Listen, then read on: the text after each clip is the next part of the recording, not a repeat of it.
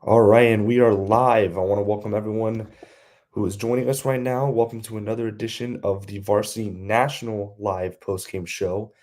I'm very excited for all the guests we have. We will be covering the postgame reports for several high school teams ranging from all across the country.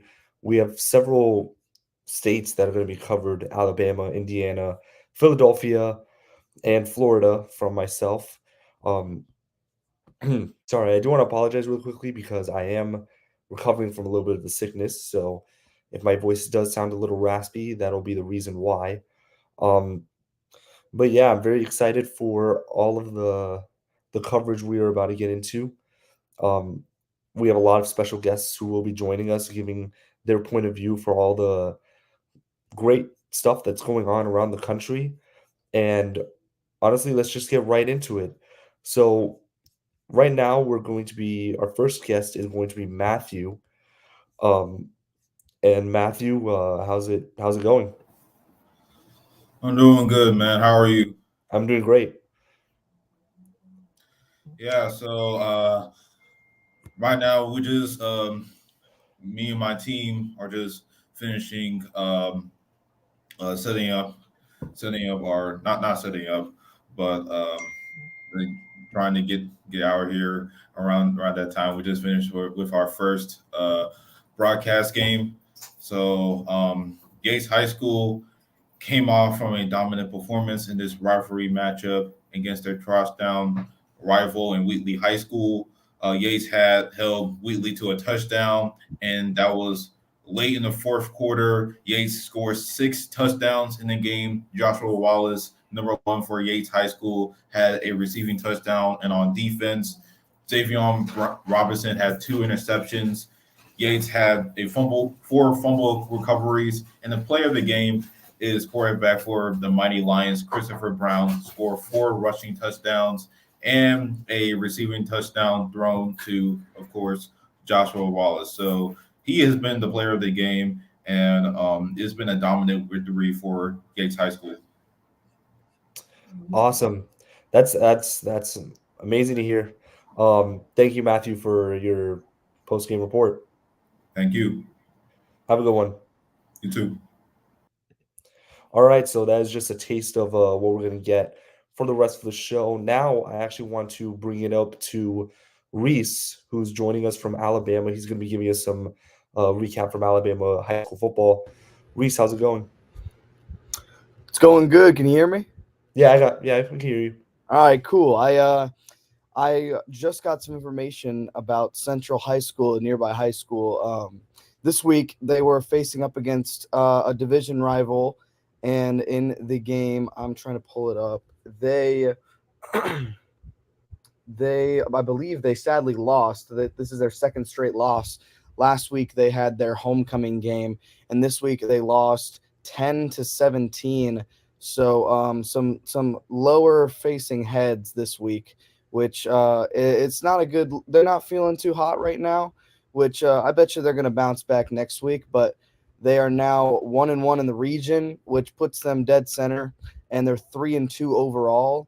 And this week they played Northridge High School, and so they didn't score at all in the first half. So it was 10-0 at half, Northridge, and at that point, coach probably went into the locker room. He gave him a nice speech, and it was pretty dry today. The conditions were really nice, and then in the second half, they actually got a nice safety, and the safety really helped them out and kind of boosted the morale for Central High School. But sadly, Kristen Bishop and the guys weren't able to come back, and they were only able to get one touchdown from.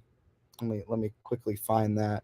It was a touchdown, and they got the 2 point conversion as well. The touchdown was Jalen Powell to Jaden Moore for a touchdown, and then they got the 2 point conversion from Trayvon Hall rushing up the middle.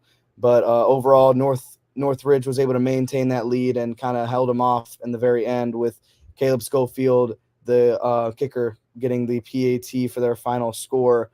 And yeah, the player of the game for them was most likely Braylon Tubbs. With he was the last person to score. He had a 35-yard rushing touchdown, so that really led them to beat Central High School Falcons. Wow, that's a lot of good stuff happening over there. Wow, that's very interesting that you covered that. That's awesome. Yeah, of course. Yeah. All right. Well, thank you so much, Reese, for joining us tonight. Hope you're having a great night and look forward to seeing you again. Yes, sir, Adrian. Good to see you, man. Good to see you too. All right. So again, just a lot of stuff going on around the East Coast areas, especially over there in Alabama, a very high school football driven country. And right now, actually, we are going to be joined by former Indianapolis high school football player and 2016 Indiana High School All County Team honorable mention, Jameer Johnson. Jameer, how's it going? Hey, how you doing? Can you hear me all right? Yeah, I can hear you. All right, all right. Well, today I'm gonna be talking about, a couple more, you know, um, Indianapolis top ranked high school football teams. All right, so today the number one ranked high school football team in Indiana is the Brownsburg Bulldogs, and they matched up with the number nine ranked team in Indiana, which is the Fishers Tigers. To start the game, Brownsburg outscored Fishers 7-0. However, in the second quarter, Fishers outscored Brownsburg 17-14, making the score 21-17, with Brownsburg leading. In the third, Fisher scored a field goal, making it 21-20, and Brownsburg were still leading.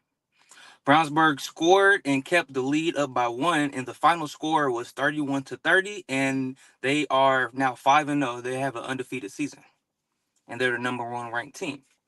Next, the number four ranked team in Indiana high school football is the Warren Central Warriors. That's my alumni. That's where I went. But they prepared to face the 2023 6A Indiana High School Football State Champions, who are also the number 11th ranked team in Indiana, who are the Ben Davis Giants. So Warren Central was the first to score with a 17-yard touchdown from Jaden River to Eric Hester. Then Warren Central scored again with a field goal to make the score 10-0. Ben Davis, they returned the favor in the first, and they made a field goal, making it 10-3. Then at the end of the first, they tied the game with a 50-yard pass from Elijah Hackett to Mark Zachary, so it was 10-10. However, to end the game, they went into two overtimes, and Warren Central actually they continued their undefeated season, and they ended up winning 24-21. Wow, that's crazy. Two overtimes? Two overtimes. Yeah, it was getting close. I was like, come on. I love Oh y'all. my Y'all can goodness. do it. Y'all can do it. Oh my goodness. Wow. How long was that game in total? Let me see. So the game, let's see. Give me 1 second. I'm sorry. No, you're good. I mean, that game had to have been like 3 hours if it went to two overtimes. So it started at 7:05 and it ended at 11 o'clock. So it was about 4 hours. Yeah, it was about four Wow. hours. I mean, Friday night high school football games, they can get hectic. 4-hour games. I mean, That was the last year's state football championship team that they were facing. So they had put their all on the line. oh yeah. Oh yeah, for sure. For sure. Well, thank you so much, Jameer. Thank Great you, recap. Adrian. Yeah, for Awesome. sure. Awesome Yeah, hearing from take you. care. Thank you. You too. Two overtimes. That is something you don't really see a lot, especially in high school football. I can't imagine being one of those players or coaches having to be on a football field for 4 hours at once. Kind of just makes you think like, wow. So now we are going to be joined by Sabir. He's going to give us a little bit of a recap from, sorry, from Philadelphia. Um, actually, sorry, my bad.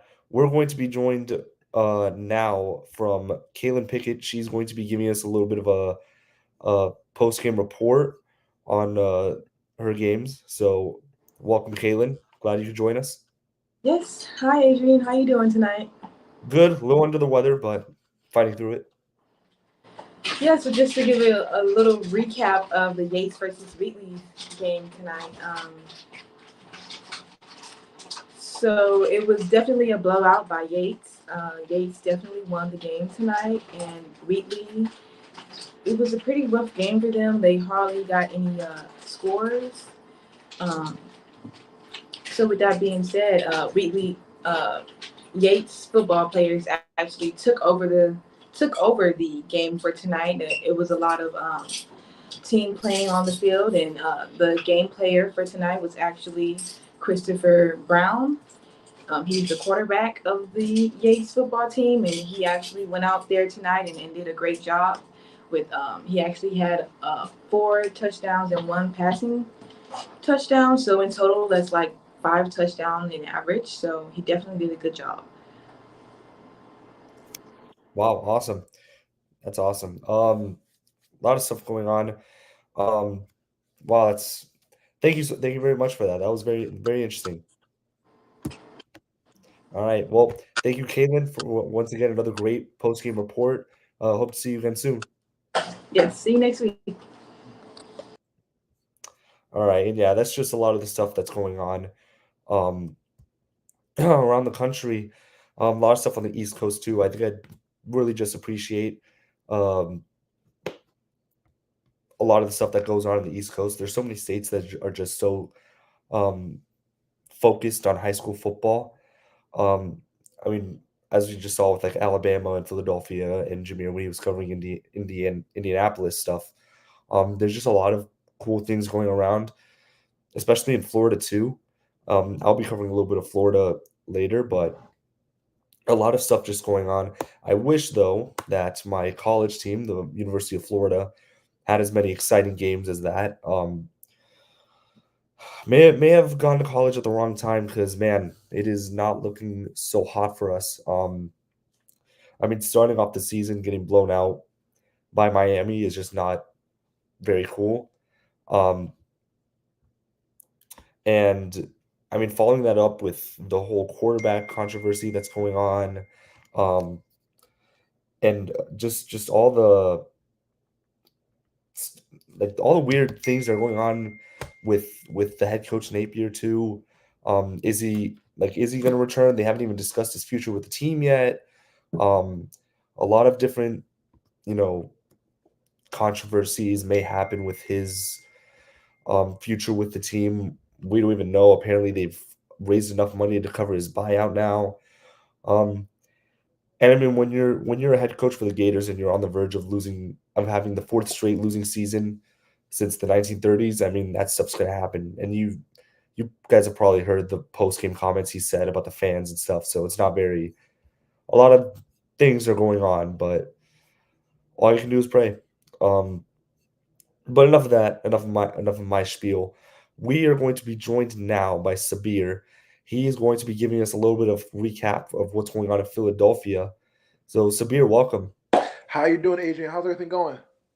Good. A little recovering from sickness, but still here. Mm, gotcha. So yeah, so anyway, so I was want to give a quick report. As we all know that we're in the thick of the high school season right now, and the feeling in Philadelphia, the vibes is going on right now. It's very electrified. People are very in tune into the game.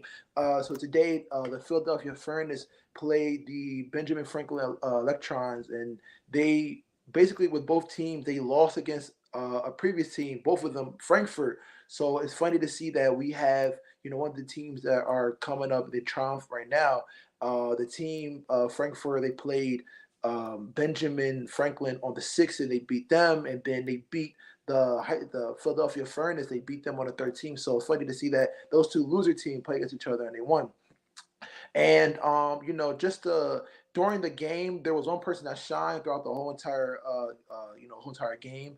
On the losing team, actually, the score was 43-20.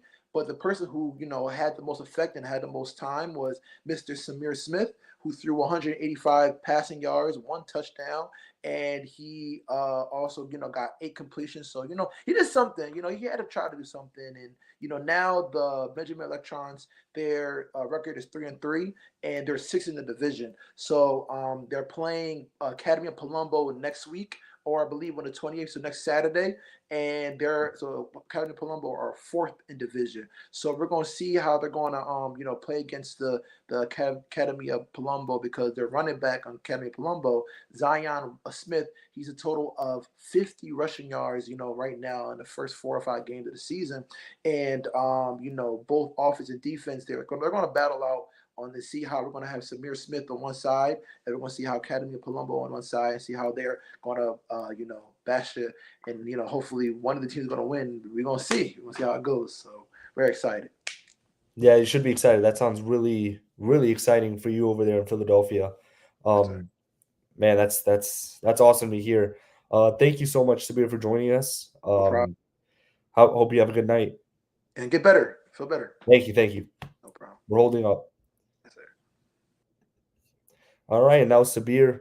Always love hearing what he has to say from stuff that's going on in Philadelphia. A lot of interesting things. A very football-driven area too, as well. A lot of teams over there.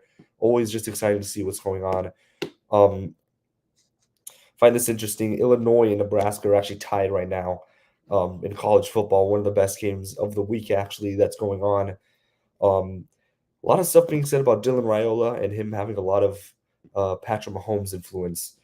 Very curious about that. I think it's kind of funny how people just kind of, I mean, the resemblance is pretty uncanny. I'm not gonna lie. Same number. Wears the headband, and he's also just a very, very good quarterback. So always interesting to see how it actually kind of makes me feel old too. That we're getting to the point where high schoolers are coming in and their like idol is a guy that was drafted in 2017. It really does make you feel old. But now I actually want to cover some stuff that's going on in Florida. And Florida is one of those schools that a lot of people think highly of when you think of high school football. And this week there was a lot. There was a lot going on in Florida. So Chaminade Madonna, they were coming off of a thriller last week. They defeated American Heritage 48 to 45. And this week they had another really big game against Norland, who's also ranked in the state of Florida, and they actually dominated them 45 to 20. Senior quarterback Preston Wright, he kind of took over for the last 3 games now. Sorry. And he has not, I mean, you would think that he's been the starter for the entire season so far. He has 6 touchdowns now total in the last 3 games since becoming the starter. And really, Chaminade just has not missed a beat since, inserting him under center. And it's also very impressive, too, because this is now New Orleans' first loss.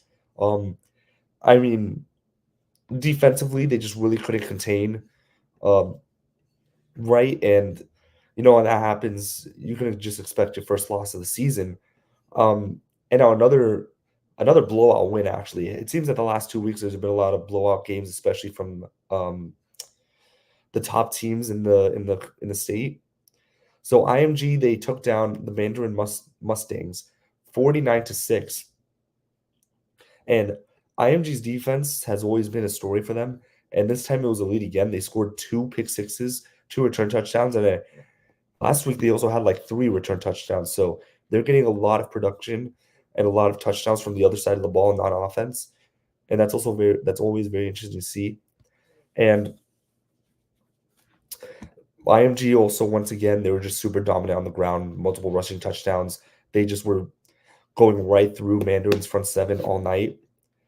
And Mandarin's only touchdown came from a Dante Perry receiving touchdown. Just really couldn't get much on offense in total besides that 1 touchdown. And listen to this score real quick. 54 to 51. That was the final score of the Venice and Cocoa game. Venice ended up winning 54-51. And games like that really remind me of that one Thursday night football game a few years ago.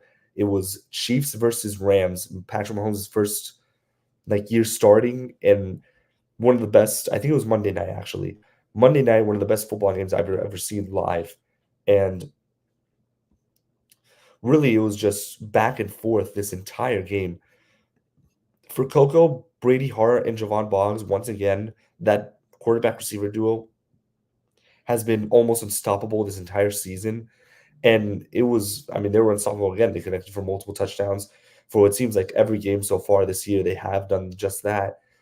And again, it was a very tight game all around, back and forth. They were tied 51-51 with like under a minute left. And all of a sudden, Venice just goes on a drive.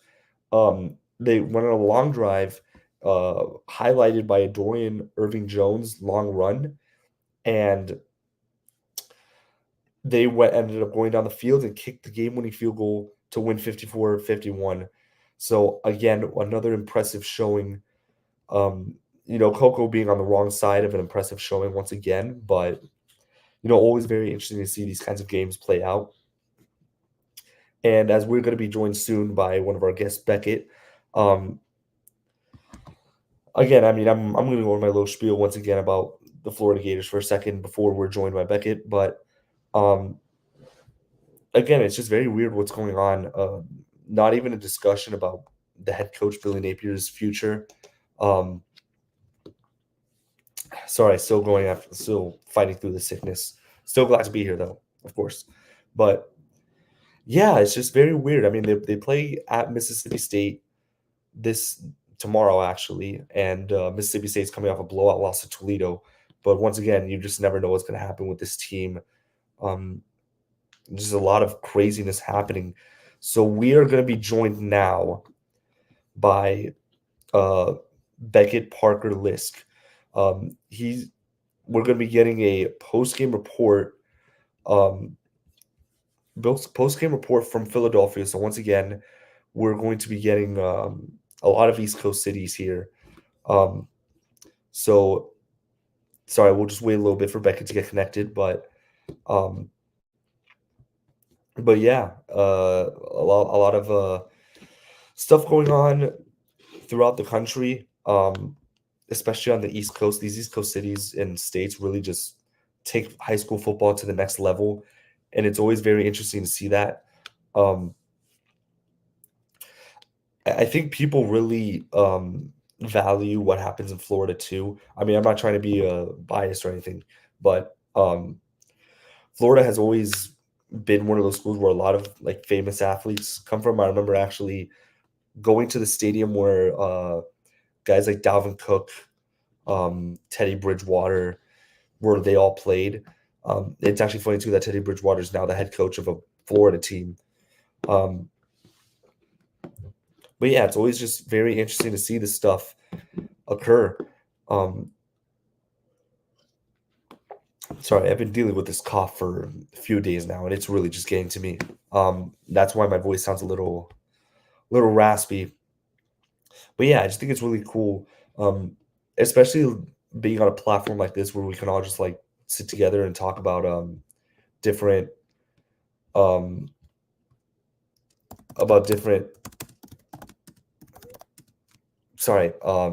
different states just coming together and just playing football. And yeah, it's just really cool to see all that. And we are going to be joined now by Beckett, who's going to be giving us some post-game reporting on Philadelphia. So Beckett, how's it going? Good. How are you doing? Can you hear me well? Yeah, I can hear you well. You're good. How are you doing today? Good. Recovering from a sickness, but always glad to be here. Always glad to work. I'm glad to be here too. My name is Beckett Parker Lisk from Temple University. I'm going to be reporting on some Philly high school football today. Today I have Philadelphia's 8th overall ranked high school football program, Haverford School, currently 2-1. They're coming straight off a pretty bad loss last week to Philly's 2nd ranked high school, LaSalle College, losing 34-6. They were looking to bounce back this week against undefeated NBA PC, Monsignor Boomer, and Archbishop Pendergrass Catholic, currently ranked 20th. They're coming off a pretty dominant win on the road, where last week Noel Campbell Jr. threw for 218 yards and 4 touchdowns, and their defense only allowing 14 points. When tonight's game started, it seemed like it was going to be a pretty good game. At the first quarter, it was 0-0. But NBA PC eventually broke away with the score being 29-6 at half. By the end of the game, the score was 39-14. Haverford is now 2-2 on the season. NBA PC is now 3-0. Wow, that's very interesting. 3-0 now. Very impressive start for them. Yeah, the rankings should be dropping sometime tomorrow, so stay tuned. I will definitely be staying tuned for that. Curious question, honestly. How has your experience been at Temple so far? Because I remember when I was applying to colleges, I looked at Temple for a little bit. Temple's been great. I wish that our football program was a little better at the time, but You're talking to a Gators fan. Yeah, yeah. But I like the sports. I like the camaraderie over here. It's nice. Yeah, it's awesome to hear. Well, thank you so much, Beckett, for showing out with us tonight. Hope you have a good night. Absolutely. Thank you for having me. You too. Of course. All right, and that just about does it for all of us here at the Varsity National Live Postgame Show. I want to thank all our viewers that joined us tonight, and once again, I'll ask, subscribe to our channels, all of our social media. We have a lot of great content from a lot of talented people putting out stuff covering sports from all across the nation. And with that, my name is Adrian Carmona from the Varsity Sports Show. Good night, everyone.